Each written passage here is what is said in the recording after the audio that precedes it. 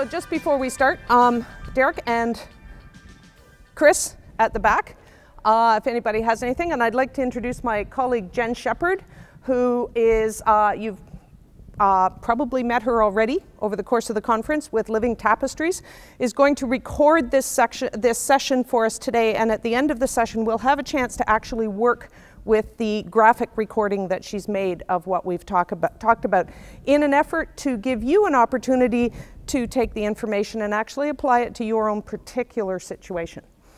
So what we're talking about today, I'm a mediator by profession, and so typically I spend the vast majority of my time with people who are in varying stages of being unhappy with other people.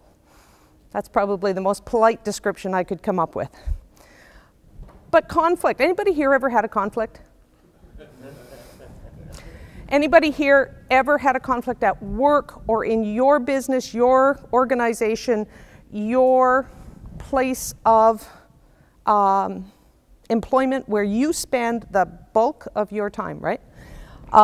My guess is that most of the people who are here are in the upper parts of the food chain in those organizations. Has it ever cost you? How did you want to measure that?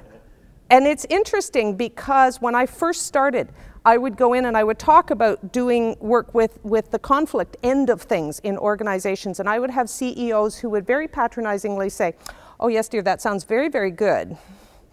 I really don't think our organization would benefit from that. We're more into doing training around computers or actual things that people could use. But thank you for the explanation. It was interesting." I got a lot of that. It was very hard to make a business case for doing any kind of soft skills training. That has changed. It has changed significantly because of the legal environment. It's changed significantly because I think there is a much greater expectation now and a much greater emphasis on the links between getting the job done and the atmosphere in which people work. And so that's what we want to talk about today. The link between conflict, success, and I'm a business owner. I'm in it to make money. And so in that context, a huge part of what we want to talk about today is what are those links and how, as the business owners in your organization, as the employers, how can you create an atmosphere in which you maximize the potential that people are working to their max. They're working well. So just a quick overview of organizations. Now here's my definition of an organization. You get a brilliant idea of something that's missing in the marketplace, or somebody mandates that an organization needs to exist. And you bring together the idea, some people, some policies, some procedures, some resources, all of those things. You bring all that together. And what comes with those people? Anybody here ever hired somebody? What do they bring? Baggage. What else? Why did you hire them? Skills, right? They bring skills. They bring resources. They bring ideas. They bring their level of creativity. They bring all of that with them. But with them also comes the baggage. And every individual has what I would call a default conflict blueprint. This is their driver, their underlying driver of how they deal with conflict. They bring their past history, they bring their expectations, they bring their assumptions about what you're going to do as their boss or not. They bring their assumptions about what they're going to do as your employee or not. And they bring their expectations about how much they're going to pay them for whatever it is that they're doing, right? So in that context, people come with all of that. Now, if you add in the amount of resourcing, the economic climate, the level of competition, whatever mandate you're operating on, whether it's legislated or something that you've created for yourself in terms of your own goals and objectives, you put all that together, give it a big stir, and say, great, go make it work. Now, typically that's what happens with a lot of organizations. There's sort of this startup thing, and then we kind of hope that it's going to fall into place and things are going to click and things are going to work well. The reality is sometimes they do and other times they don't. Organizational culture is, from my perspective, it's an active player at the table. In mediations, I will often put an extra chair in the mediation for the organizational culture. It has a life and an energy of its own.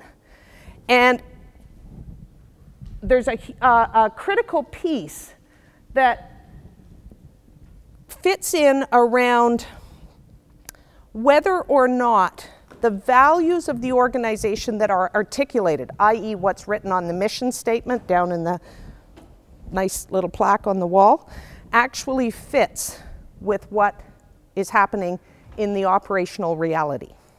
And if the articulated values and the operational realities are not congruent, one of the first signs to look out for that things are going to be problematic. It's crazy making for people because there's a mixed message that says, we believe we do this, but in reality, we actually do this. We value our employees. They are our greatest resource. We strive to be an employee-friendly organization. You ever read any of this? What do you mean you want Friday off because your son's having surgery? Right? The reality piece. So, what actually makes the link? Well, for most of us, some of the things we may be trying to achieve in terms of that business success.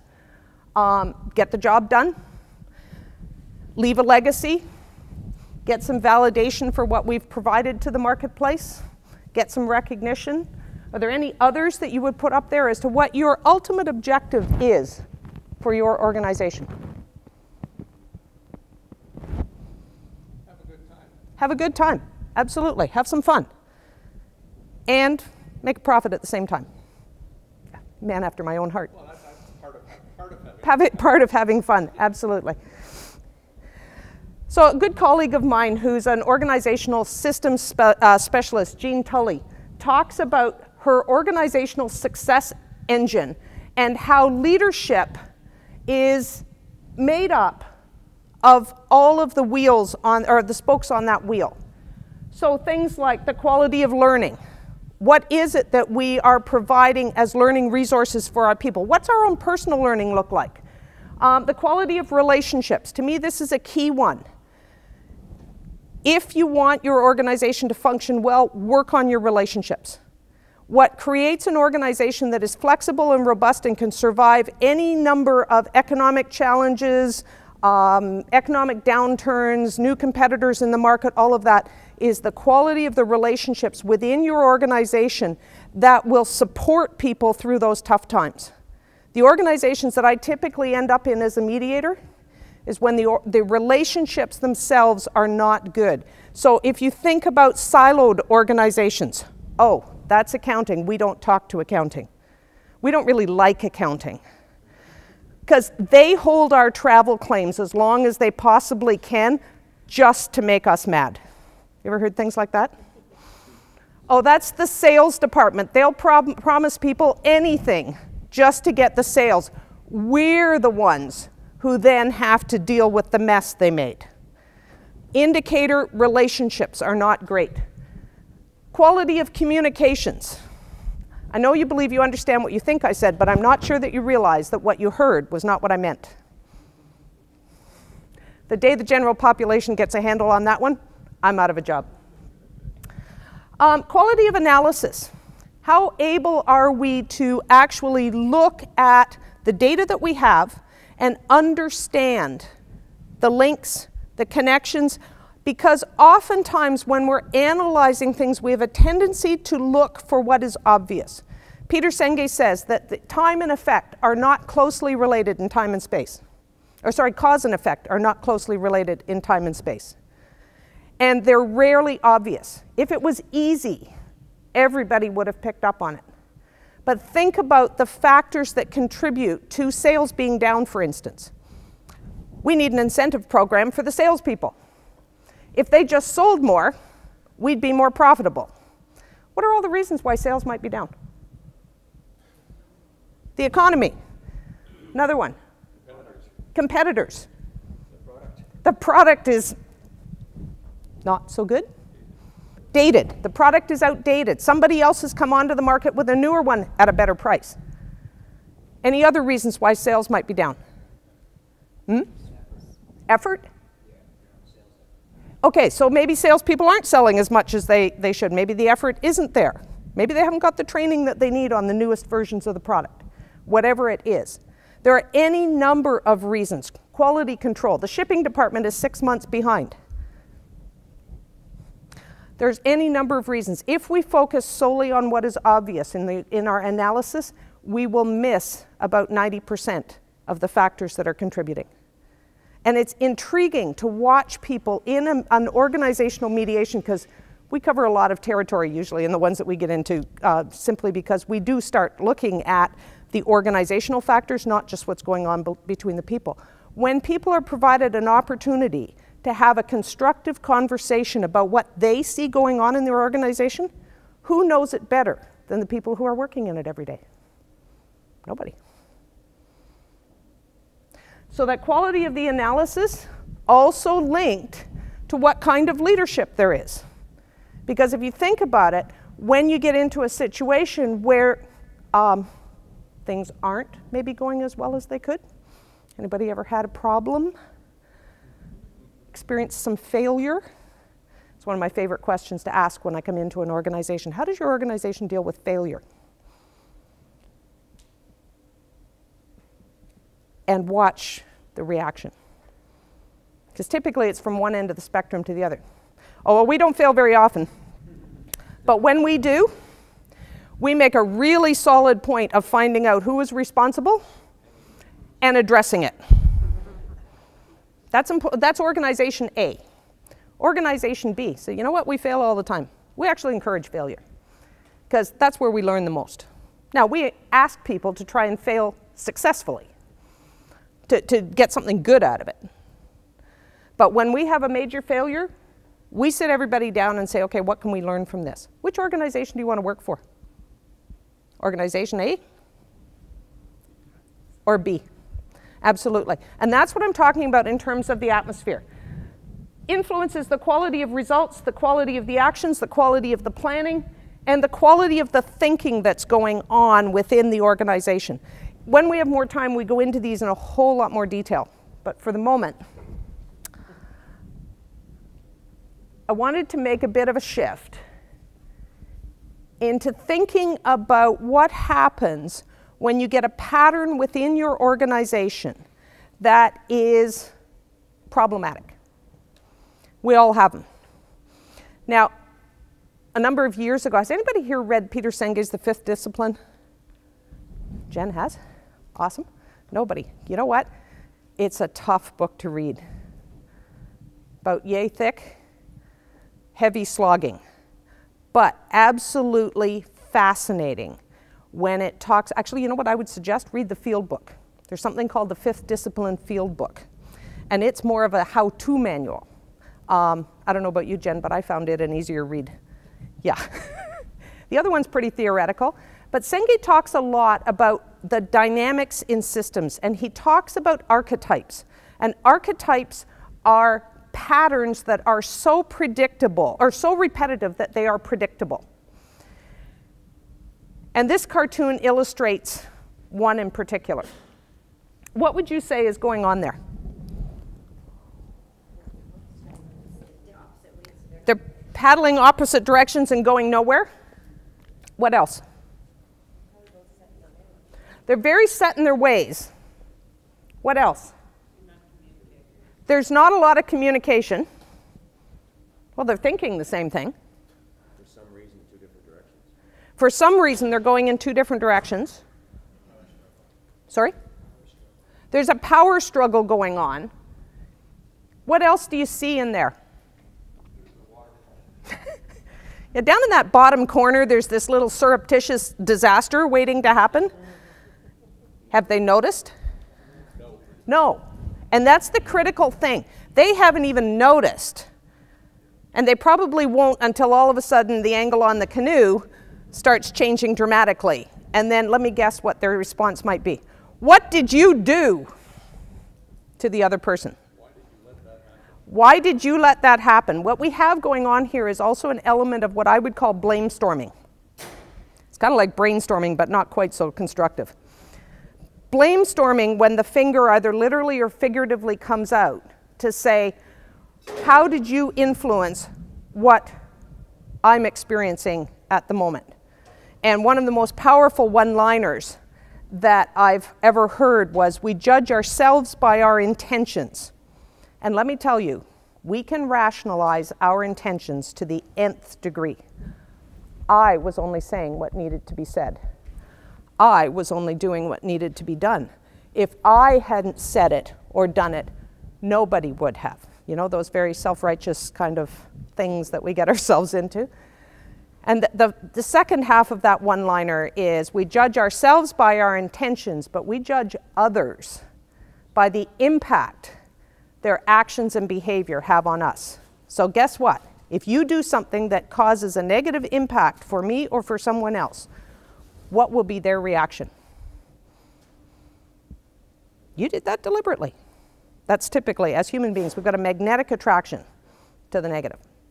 And so in an organization, this is a death knell for relationships, when that, because it creates silos, it creates protectionism, it shuts down communication, and it eliminates the potential that people are going to turn to each other when they have a problem, because they don't see the other person as an ally. They see, in many cases, the other person as either a threat or a pain, or both. Does that make sense? So in that sense, there's a level of denial here. There's a level of obliviousness, lack of awareness of what's going on around them. And in Sengi's archetypes, actually, I'll come back to the archetypes in a second. What I'm talking about when I talk about that intent and impact piece is the story that we tell ourselves. So think about the stories that you've heard. Actually, anybody here got more than 5 employees? Several people, great. So, when was the last time you had an employee come into your office and say, listen, boss, I just wanted to give you a heads up. I woke up this morning and decided to see just how much stress, chaos, and turmoil I could create today. Every day? Awesome. I'm coming to work for you, even if it's just for the entertainment value. How about, it's all my fault. For absolutely no reason, I decided to derail that entire project. How many people heard that one? I was just walking down the street, and for absolutely no cause at all, I decided to haul off and hit him. You heard that one? Or is it more likely that you hear, listen, I was just sitting there minding my own business, and look what they did to me. We have an unbelievable capacity as human beings to paint ourselves as the righteously shafted victim whenever things go wrong. And we are magnetically attracted to that particular position. And there's a whole, so I teach a course called I'm Okay, It's Everybody Else Who Needs Help. It's actually a fun one to do for entire organizations, because we spend a whole day talking about this kind of thing and the traps and pitfalls that we get into in relationships. And I've had employees and managers come up to me afterwards and say, that was totally unfair. I will never look at the world the same way again. But that's what I want. I mean, my objective is actually that as a mediator, I worked myself out of a job. So in that context, when you think about the stories that we tell ourselves, they are unbelievably powerful. So we observe something. We see what somebody did. We experience something. There's data for us to observe. And we do that, but then as a function of our own paradigms, our own filters, or mental models, we interpret what we've seen. Now, any chance that our interpretation might be a little skewed? Faulty? No, absolutely not. But as we process what's going on, we will author a story. Anybody here written a book? I have.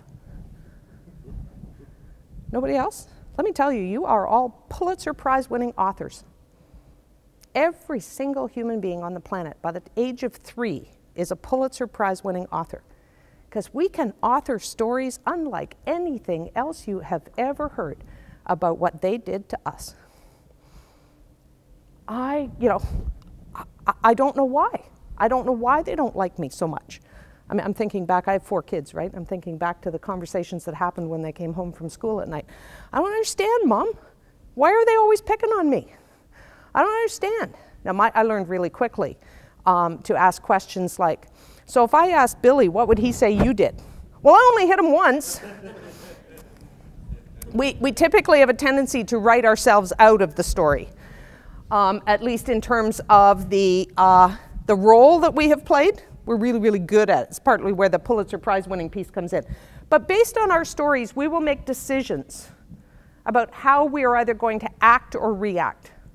And in this dance that we're in, because relationships in an organization are not static. You cannot go in and take a snapshot of what's going on in your organization with a camera and go, there, got it.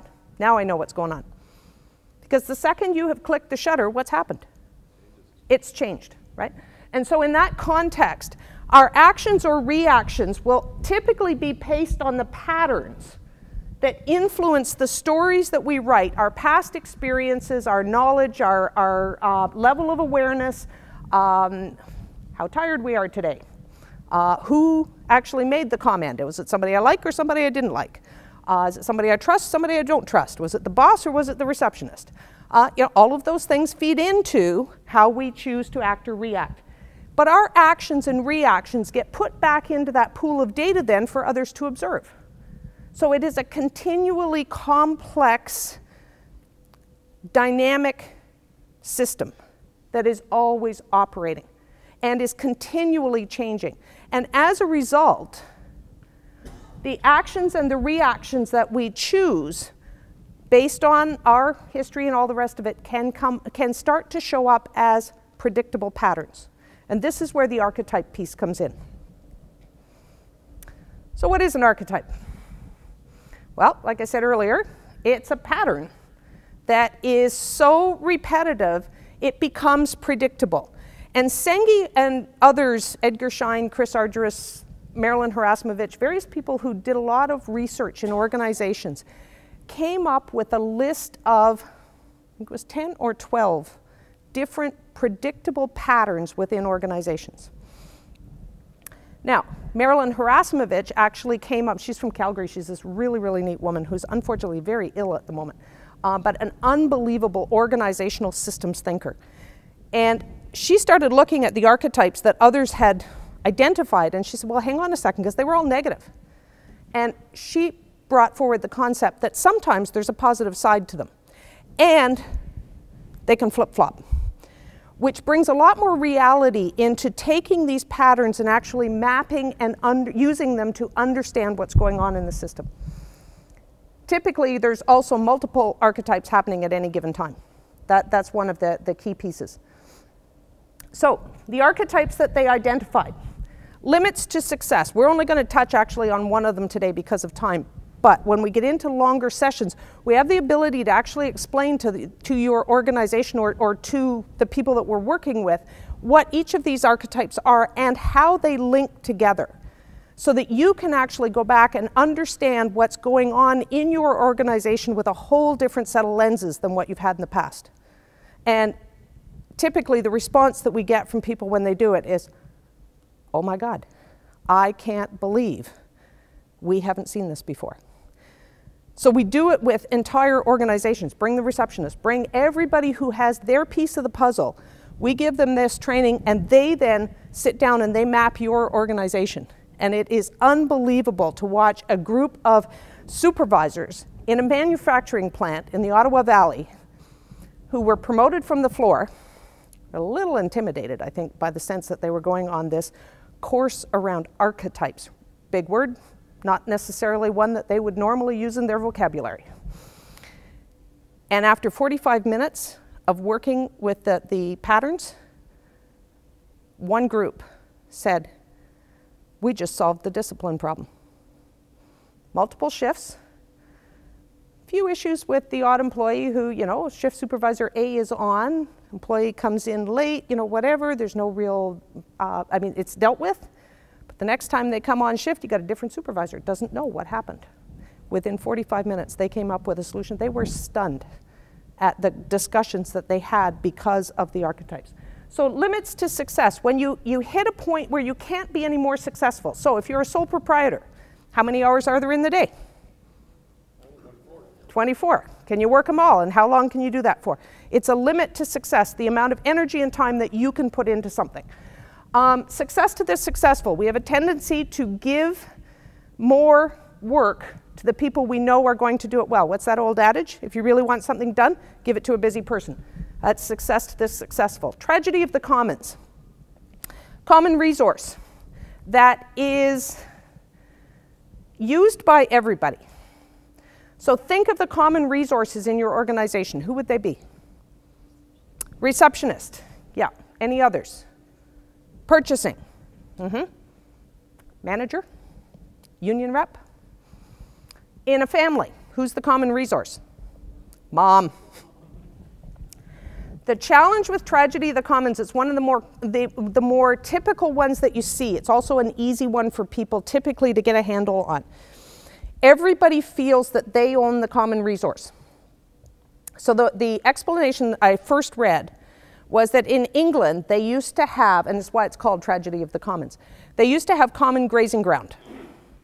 So every little region had its commons. And let's say the commons would support 500 sheep. And you're each farmers. What do? You go out and get 500 sheep each. And then you put them all on the commons. Because after all, the commons will support 500 sheep. 500 of yours, 500 of yours, 500 of yours, 500 of yours, 500 of yours, 500. What happens to the commons? It's burnt out, right? It's overused to the point where it becomes non-functional and dead. And so in that sense, the tragedy of the commons is one that often happens because there is an inherent belief that everyone should have unlimited access to whatever the common resource is. And in our own minds, we typically do. Well, you know, she's my mother. If I need to talk to her, she should be available. If I need my laundry done, it should be done, right? The car. Everybody in a family believes they should have unlimited access to the car. At least my kids used to. I suggested that if they wanted to help foot the bill for it, I'd be a whole lot more anxious to share the keys. Growth and underinvestment. When we're in a growth phase, we typically pull back on research and development or investing in filling the pipeline for sales because we're busy. Then when we stop being busy, consultants fall into this one a lot. They have a big contract with a big client. They're busy. They're not doing any more marketing. All of a sudden the contract's over, then what? Yeah, panic, which is the growth and underinvestment. They're not investing in continuing the growth so that there's a level of stability in the picture. The attractiveness principle that says we tend to focus on what we're more comfortable with, often to the exclusion of things that we might otherwise want to focus on. Fixes that fail. Even if the fix didn't work last time, because we're familiar with it, we have a tendency to use it again. And you were going to say something? No? And part of the challenge around fixes that fail is that oftentimes, like the sales analogy we had earlier, where sales are down, let's put an incentive program in place for the salespeople, they're failing because they're not addressing the root cause of what is actually the problem. They're addressing what's more obvious. Shifting the burden. You saw a little bit of that in that cartoon. Focusing on areas where it's not me, it's somebody else, it's another group, we're shifting away from the accountability piece, and we're shifting more into trying to find somebody else that we can dump it on, very often linked with drifting goals, which says we started out with a sales target of X amount, we're not going to make that. Well, you know what, why don't we just lower the target? Or we were going to have this done by November of 2011. Yeah, you know what, let's just bump it back, we'll do it by March. And not a problem if we're only doing it once or twice, but if that's the ongoing pattern whenever we run into issues, that we just change the goals and they drift, then there isn't a focus on trying to figure out why is it we aren't making the goals that we set for ourselves in the first place. Were the goals unrealistic, or are there other underlying patterns that we're missing somewhere along the line? The one I wanted to focus on is accidental adversaries. I'm a mediator. You saw accidental adversaries in the cartoon.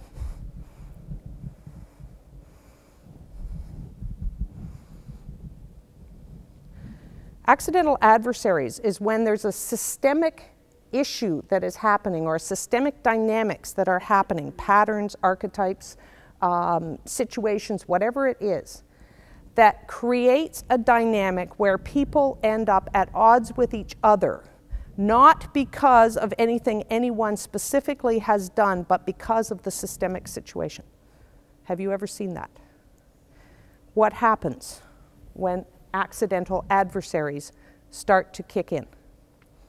Nothing good. Nothing good. Usually you get the next one, escalation. And a lot of the times when I come in, what I'm seeing in talking to people is situations where the workload is unreasonable or unfairly allocated or whatever. You've got poor relationships within the silos or between the silos in an organization. And so you get those kinds of comments about, oh, finance always holds our travel claims as long as they possibly can because they just want to make us mad. Accidental adversaries. Typically, when you start to look at it, there's something in the claim process that is holding things up. But rather than identify that, I judge myself by my intentions. I needed the money. I got my travel claim in quick. I judge you, as the finance person, by the impact of your actions or behavior. I don't get my claim back on time. Ergo, it's your fault, right? And so in that context, we may be working together, but the problems are causing the conflict to escalate. And in that dance that we have going on, we will continually be interpreting the other person's actions based on our mindset that they are the problem. So even if they do something, they send out an email saying, I don't think this is a particularly good idea. And the other person takes it as a personal attack, even though there was no intention to make it a personal attack. So then what does the person who received the email do? Send. You want that? You want to send me an email like that? And CC everybody in the organization. We're going to get everybody on this one, right? And so we start sucking other people into it. We start blowing things up. Most of us, I would guess, may have experienced that kind of dynamic on occasion, and email is such a wonderful tool. The mental model that drives accidental adversaries is that what I'm doing doesn't matter or impact on everybody else, i.e. I can do whatever I want with impunity. As the human race, we carry this mental model around all the time. We can do whatever we want to nature. Won't matter. It's starting to change. But we have created an accidental adversary situation with the entire globe. That's a little scary. Well, Mother Nature is starting to go, hello, I haven't left. There's also a tendency to put a blame spin on it. When things aren't going well, it's because someone else, yes. I love that, you know, sort of thing. Somebody said to me, yeah, but take a look. How many fingers are pointing at them? And how many are pointing back at me?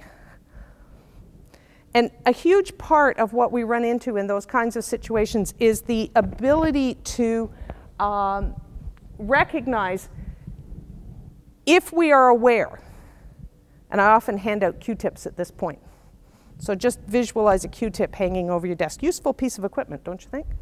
Everybody should have one.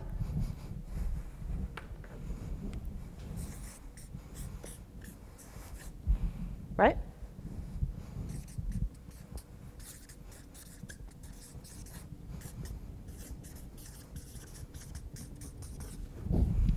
Everybody needs a Q-tip. Because if we can stop taking it personally and start to look at the broader picture, then we're much more likely to be able to see the organizational dynamics that are actually happening. Does that make sense? And a huge part of the leadership role is often to help disconnect things like intent and impact. They're not necessarily the same. And that self-justification, rationalization piece, if anybody's looking for a really interesting read, besides Senge's field book, which is useful but not necessarily easy reading. Much easier book to read. My son gave it to me for Christmas. I'm not quite sure why. It's called Mistakes Were Made But Not By Me. And it analyzes cognitive dissonance. The dynamic that happens in human beings when we do something that is different from our perceived picture of ourselves. We all have a vision of who we are. If I were to ask anybody to describe themselves, my guess would be it would come out something like, well, I'm honest, I'm competent, I'm professional, I'm, you know, if you were putting forward what you see yourself as being. Oh, bottom of the grocery cart. I forgot to put the toilet paper on the cash register when I went through. Just stole 24 rolls of toilet paper. How does that fit with my picture of myself as being an honest person? Oh, they overcharged me for the tomatoes last week. All comes out in the wash. That's what, in this book, they talk about. The rationalization and self-justification that as human beings we have become unbelievably adept at. When it comes to taking the discomfort away from that feeling of being out of alignment with who we are as a human being. And they talk about everything from stealing pens from the office to Watergate. I think they got an Enron in there as well. And the slippery slope that we get ourselves on around things like shoplifting, you know, very few people start out stealing cars. They start out as a kid taking a package of gum. My mother had her own version of community justice long before it ever became the in thing to do with young offenders. She caught me with a half-eaten chocolate bar, knew I didn't have any money. She just looked at me and said, where did you get that? I, of course, being the amazingly brilliant child that I was, said, so-and-so gave it to me. She just looked at me and said, you're lying. I don't know how my mother always seemed to have that. You know, have you ever noticed that radar? Yeah, it was always there when I would just assume that she didn't. Anyhow, she dragged me by the ear. I grew up in Pakenham, little town just outside of Ottawa here, about an hour. We lived at the top of the hill by the Catholic Church. And at the bottom of the hill, right just around the corner, was Scott's General Store, the only place in town that sold chocolate bars. And I will never forget at 11 years old being dragged down the hill by the ear by my mother, half-eaten chocolate bar in hand, because I was absolutely forbidden to finish it, and being dragged into Scott's General Store to apologize to Bob Scott for having stolen a chocolate bar. Community justice. I actually do community justice. We work with young offenders, and it's a similar kind of, only without the mom dragging you down the hill by the ear. But that whole piece around accountability. And so in that context, when I get into a situation where I have done something that is incongruent with my vision of myself, I have a choice as to whether or not I want to go into the blame-storming mode that dumps it on someone else, which isn't unusual, or whether I want to go, yeah, okay, you know what, you need to deal with this. And I can remember saying to my grandmother once when I was, I think I was in university, I don't remember what I had done, but it ranked pretty much off the top of the stupidometer scale. And I can remember saying to her, I don't know how to fix this. And my grandmother, who's 101 when she died, she was a matriarch in every sense of the word. She was an incredible woman. She also had a knack for cutting through the fluff and getting right to the heart of the matter. And once you get past about 75 or 80, tact and discretion are no longer required. She looked at me and she said, well, Ruth, if you're going to get run out of town anyhow, you might just as well go to the head of the line and make it look like a parade. Now, being a somewhat obtuse and not necessarily particularly bright university student, it took me a while to figure out what was she talking about. Okay, now I don't feel so bad. If you're going to get run out of town anyhow, you might just as well go to the head of the line and make it look like a parade. You're on the right track. Be the leader. But what is it she's suggesting I do? Walk in and say, I screwed up. Yeah. It's the accountability piece. And it took me a while to figure that out. At first I just thought she was losing her marbles. But then I realized afterwards, Grandma didn't lose her marbles right up to the end. Even at 101, she was still just, she could nail you right to a wall. I just have a real brief question, and it comes from an experience in my office where, it was very clear that something was a responsibility of the department head, and the blame was passed. Well, I don't know how I could be expected to do this, and I just seriously looked at them, and I didn't handle it well. And I'm just curious, We've all had those moments. how do you bring that perception around? So how do you shift from the blame storming to the accountability piece? That's a couldn't real... believe it, and I was like, you're kidding me, right? Like, So I'll give you the real quick pointers. Look at your organizational culture. What behavior is rewarded? We were actually going to get into this a little bit afterwards, but we'll do it now. What behavior is being rewarded? Is it success at any cost? Because if it is, then there isn't me incentive for people to be accountable. Now think about the difference between blame and accountability.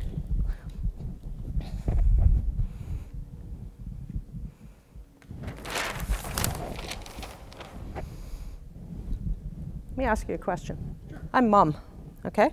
Meet my kids. Did you hit your sister? Of course not. What do you mean no? Did he hit you? He did. Of course. Are you lying? No. You were there. Did you see who hit who first? Yeah. Yes. Well, that's about as useful as... Did you hit him? no. No. Did she hit you? Yes. Yes. Go to your room, both of you. Anybody ever lived through a conversation like that? Anybody ever been on the dishing it out end of that kind of a conversation? All sides. Yeah. What is it as adults that makes us very reluctant to take the blame for something? And the absolute ultimate was standing in a lineup at the grocery store, having someone who had eaten something that was not agreeing with their system and was creating a certain level of, how could I put this, olfactory challenge for the people around them, who's turning around and firing dirty looks at everybody else and then changing lineups. The ultimate in not being willing to take any level of responsibility. But somebody said consequences. What is it about the consequences that makes it uncomfortable? We have learned, by the time we're what, 2.5 or 3? Blame equals consequences, which is often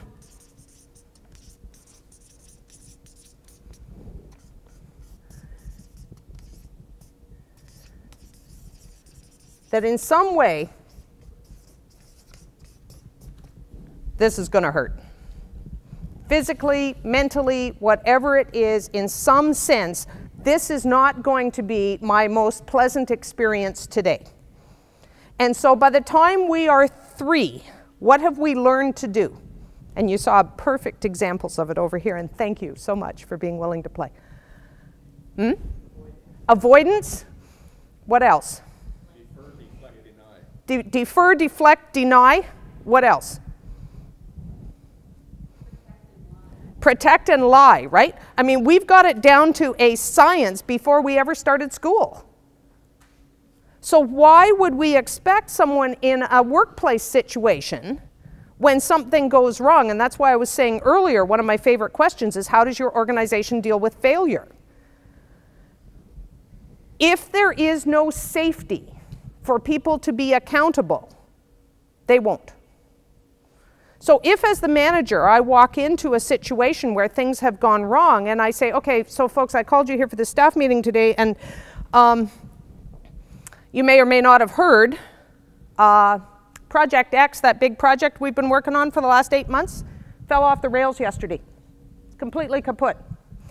I just want to say this is a complete and unmitigated disaster for this organization. We can't survive another hit like this. What I need to know right now, and the reason I brought you all here today, is who made the decision that caused it to fail? Was it you? It wasn't you. No, it was your department. Yeah. No, The heck is this? No, that was their job. It was their job. Yeah. It wasn't yours. Yeah. And they caused it. Yeah. They caused it. Yeah.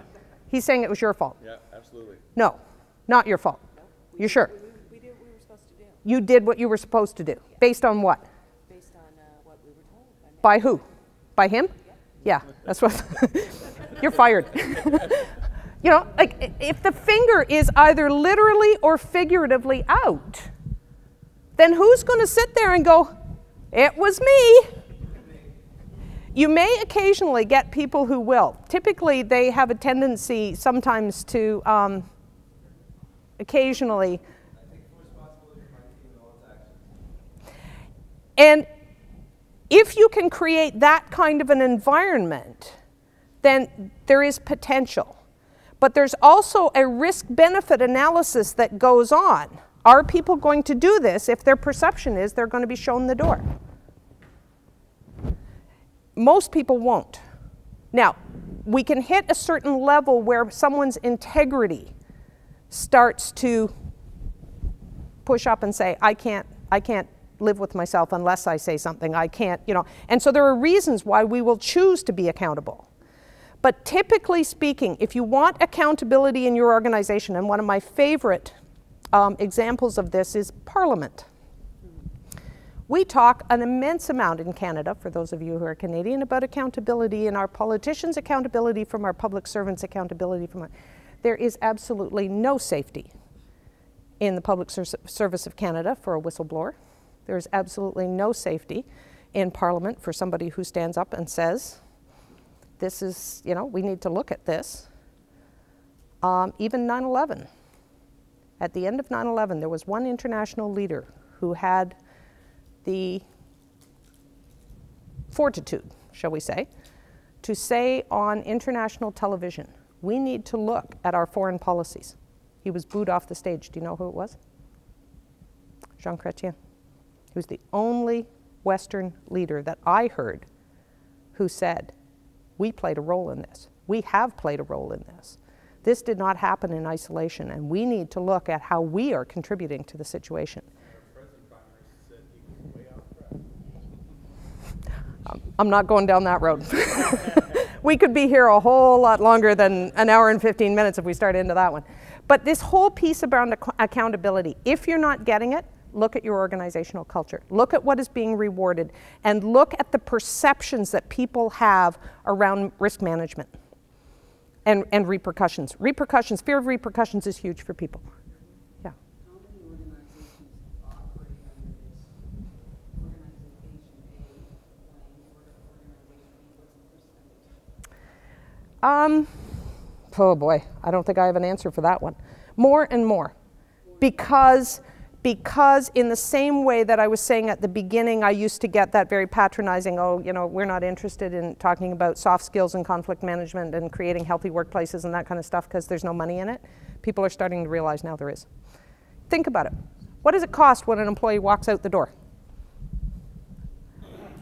I mean, it's a transition that's happening more and more. We're getting more and more people coming to us and saying, can you help us do this?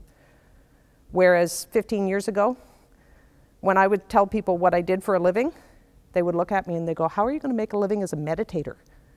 Nobody even knew what it was. So I came up with a slogan that said, first aid for your conflicts. I'm at a conference, right? People are saying, oh, do you teach CPR? For organizations, yes. So I changed the slogan because it wasn't really working too well for people. Yeah. So as part of what you do then, teaching them, that whole thing, the belief consequences is gonna hurt, right? Well, I'm looking at teaching people over time. You know, some of the people run an office doesn't call the customer back because they screwed up and the customer's yelling and screaming.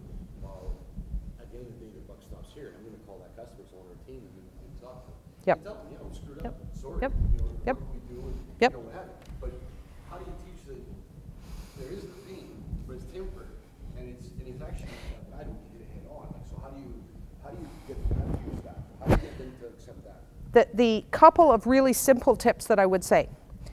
As the employer, the owner, the leader, the senior manager in your organization, who DJs the dance?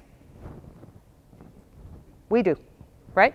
We are top of the food chain in our organizations typically. We set the tone. We play the music. If in anything we do, blamestorming predominates over accountability, and that includes looking right here first. Am I accountable when I screw up? I remember the very first time I said to one of my kids, I made a mistake. My son looked at me and said, oh, no, Mom. I said, what do you mean no? He said, no, you're Mommy. You can't make mistakes. Oh yeah, I can. He was absolutely blown away by the fact that I would say I was wrong and I should not have done what I did. I should not have said what I said. I should not have created that situation or added to that situation in the way that I did. And he was floored. So think about, if this is not the norm in your organization, what will be the reaction if you as the senior manager or as the owner or as walk in and say, you know what, we haven't been consulting you as much as we ought to have. We've made decisions that have had negative impacts on you and we haven't even apologized for that. We haven't even acknowledged that. There's huge power in acknowledgement. And be aware, if this is not your normal way of doing things, anybody ever seen what happens when the husband comes home with flowers for the first time? What did you do and what do you want? Be prepared for some level of skepticism and cynicism. You've got to build trust and credibility. But we as business owners, as the employers, as the senior managers, we DJ that dance. And we are not managers, we are leaders. They are not the same thing. Management is power invested in you by the organization to get things done. Leadership is the ability to be able to influence what gets done without the use of rank, power, and authority. That definition comes from an intern I have currently working for me who's a former lieutenant colonel in the military. Amazing woman who has led squadrons in most of the hot spots in the world. And when she starts talking to senior managers, they listen. She used to make decisions about not just who went where today, but who lived and who died. And so the consequences of the decisions that we have are big. But our best resource is who? We can't do it. None of us is as smart as all of us. None of it, I mean, there's all kinds of cliches you can pull out around that. But the question is, when the rubber hits the road, how do we actually act and function? Because we do DJ that dance. And one of the biggest links that we have between success, profitability, and the level of conflict is what tone do we set in our organization? And if it's not the tone we want, who's responsible to change it? Now, I can't do it myself, but I can set the expectations. I can be clear with people. I can bring the staff in to that staff meeting after Project X derails and say, listen guys, I hope everybody's read the email I sent out last night. I'm not going to mince words on this. This is an unmitigated disaster for us. However, we can turn it around if we choose to. So I would like to invite you for the moment into a staff meeting probably unlike any we've ever had before. First off, there will be absolutely no repercussions for anything that anyone says here. If I screwed up, please tell me. And you have my word on that. Now, here's the kicker. There's got to be 150% follow through on that one. Because if we screw up as leaders on that one, We have just shot ourselves in both feet and various other parts of our anatomy as well. Take your pick what part you want to choose. Because it will be virtually impossible to get any level of credibility back. Now, repercussions can not only go management down, they can also go laterally. So I would specifically ask each of you to agree, right here, right now, that there will be no repercussions against any of your coworkers for anything you say. What I am inviting you to is an open and honest and transparent conversation about what factors contributed to this project going off the rails. Because you know what? I don't want to go down this road again. Last 24 hours have not been the best 24 hours of my life. Now, how is that meeting going to be different from, did you make the decision? Was it you? That's what I'm talking about, DJing the dance.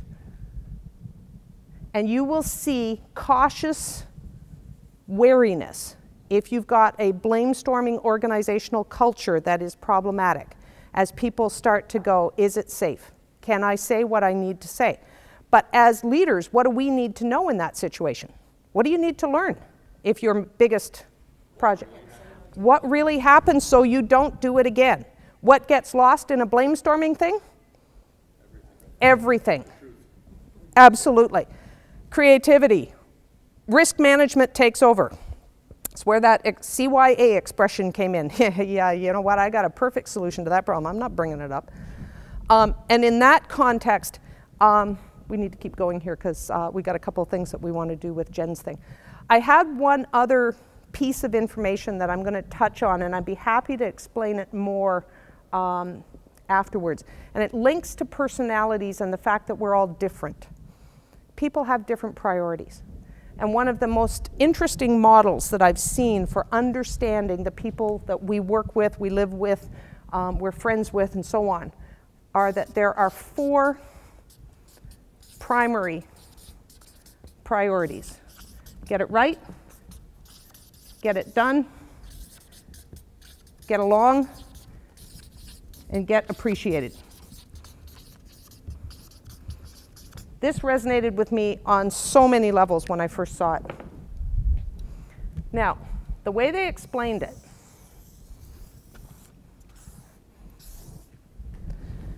this is very much task-focused. This is very much people-focused. So if you have someone whose primary priority is to get it right, anybody met these people? Right. Very useful in an organization, right? Can they drive you crazy? Absolutely.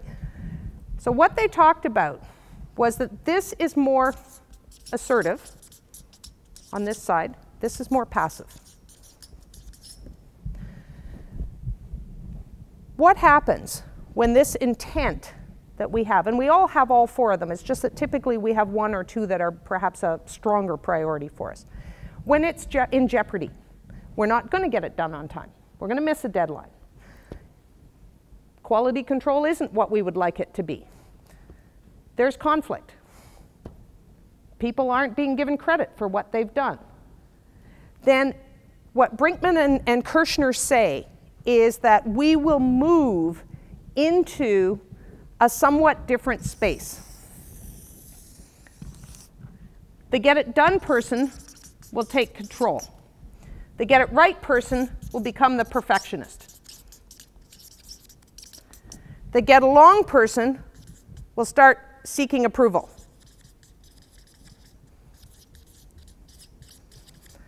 And the get appreciated person will go into seeking recognition. So it's just the same priority, but typically with a little bit more energy to it. Now, what's neat is that, Jen, have you got the red marker? Thought I had a red one.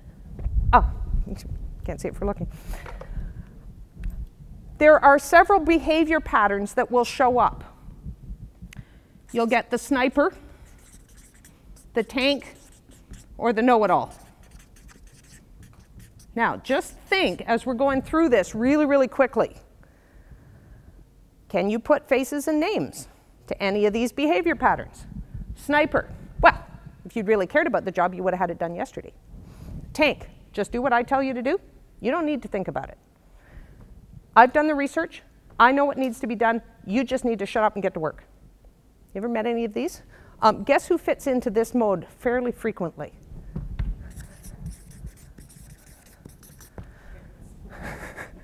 As parents, we got this one down to an absolute science. Get it right.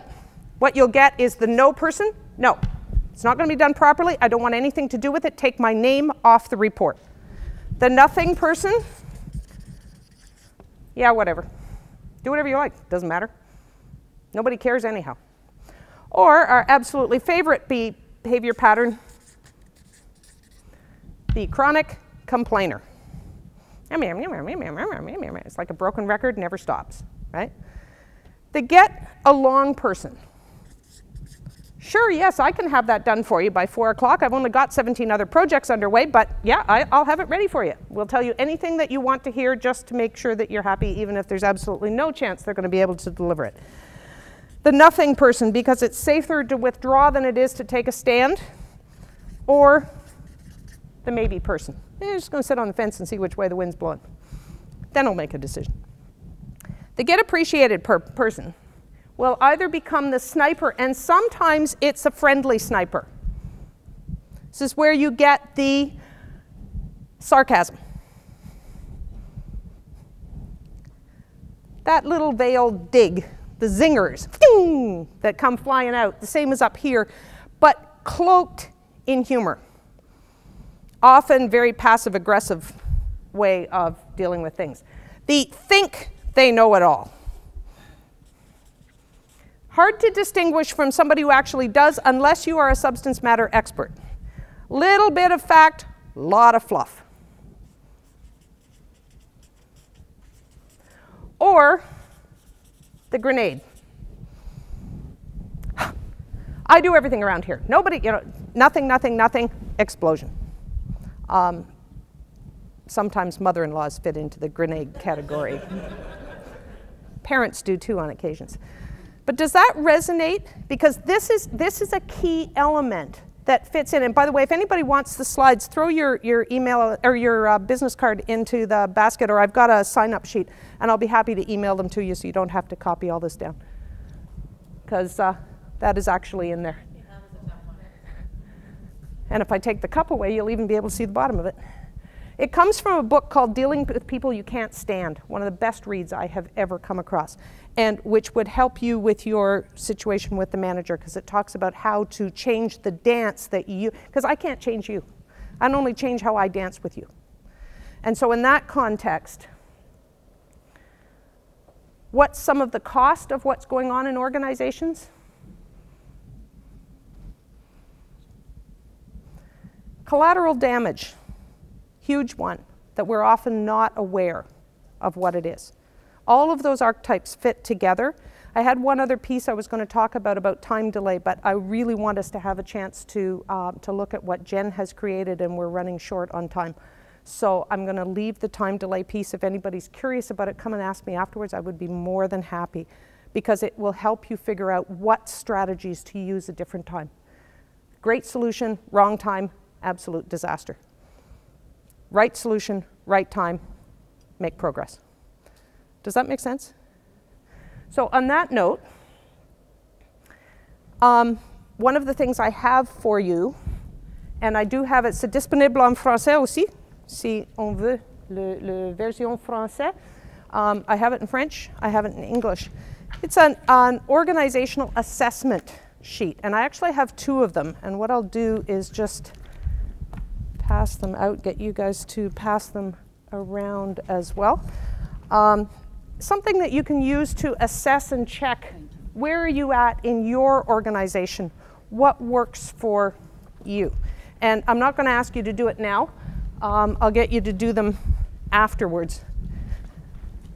So what I'd like to do at the moment is invite you to take a look at what Jen has created, because it's an interesting pictorial view of what we've just talked about.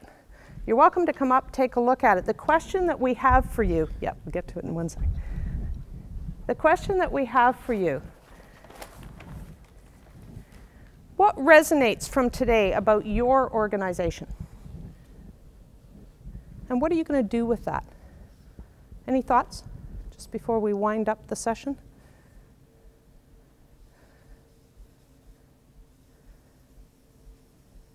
I would love to do this type of workshop with my board of directors Sure. in a shortened version. Yeah.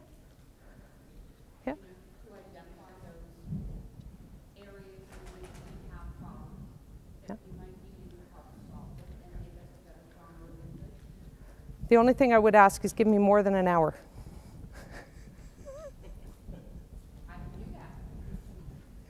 It's the biggest challenge in doing this. There's so much that links together, and I don't want to minimize what we have here from what Jen has created. So please take a couple of minutes. We started a little bit late because I think the session was running a little bit late. So I'm going to beg the indulgence of the organizers and say I really want people to have an opportunity. And Jen, do you want to add anything at this point?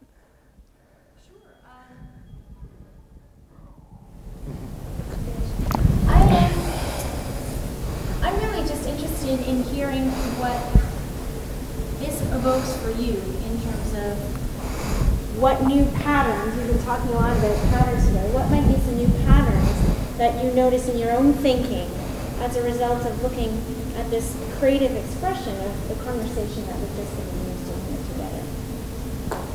And see if there might be some value to you in coming up and taking a closer look and opening up your own line of perspective to what else might be going on within your organization and how you might be able to use this tapestry as an entry point for talking about the kinds of things that you talk about here with your board of directors or with others. And when you go back to the offices and say, oh, what conference was that for the last 3 days? Well, I've been holding down the board over here and answering all the phone calls and all that. And say, well, actually, I've got something really valuable for you that I'd like to share. And maybe we can talk a little bit about what are some of the dynamics that are working for us in your organization and where we might want to see some change.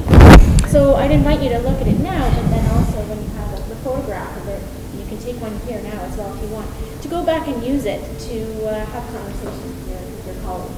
And I'd love to hear what comes from that. I think you should make that into wallpaper. That wallpaper a lot of offices. That's a great idea. Bring it into wallpaper, sure. Computer screen wallpaper. Take some flip chart paper or sticky notes or something and keep the conversation going with your colleagues and say, you know, what new questions are coming up for you as you're looking at our newly decorated office, right? New wallpaper on the wall. What is this, what is the kind of thing that we need to learn from each other? One of the things that I absolutely love to do, I will say, is to work with a board of directors or an entire organization, as we were talking about earlier, with a graphic facilitator. They bring so much depth because some of us are auditory learners. We like to listen. Some people are visual learners, and they will connect with this in ways that an auditory learner would never even think or dream. But it's also, you can turn it into an active thing by using sticky notes, by mapping out what you see going on, and then inviting people to start identifying where are the connects, what's working, where are the disconnects.